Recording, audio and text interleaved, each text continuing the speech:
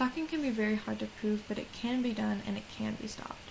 Restraining orders are often the most common form of stalking, or making it very hard for an individual to continue. To file a restraining order, you must have a provable justification behind why you need one. For example, being able to prove that you are at risk for physical assault, harm, or threat. To begin this process, you must first complete paperwork. You must then take this paperwork to a judge or clerk, where a judge will be assigned to you. After having your paper approved by a judge, you will then need a granted copy for you and the recipient. This entire process can take months. The process for filing and being approved for a restraining order often takes way too long.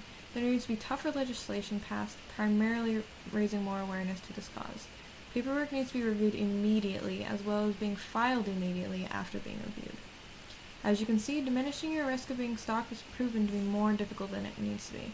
Let's take a look at who is really at risk for this unpublicized crime and the true dangers behind it. As previously stated, 1 out of every 6 women will be stalked or report to have been stalked in her lifetime. Women, unfortunately, are at the highest risk. Women are already 10 times more at risk if alone, single, and between the ages of 18 and 25. However, there are things in which women can do to prevent this dangerous act. Make sure to always engage yourself with a crowd, especially at night. Secondly, make sure to always carry a pocket knife or pepper spray. It may sound silly, but it can potentially ward off strangers and potential stalkers. Without preparing oneself personally, it can lead to an uncomfortable and sometimes life-threatening situation.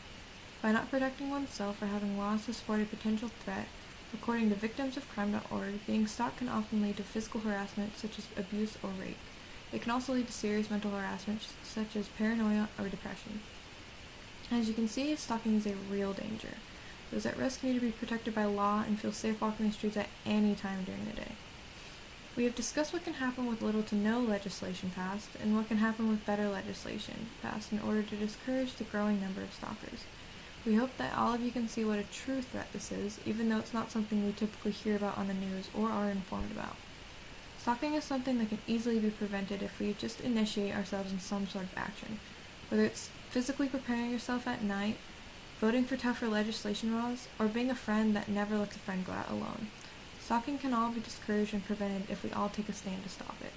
For more information on this scary but real topic, visit victimsofcrime.org or domesticviolence.com/stalking charges.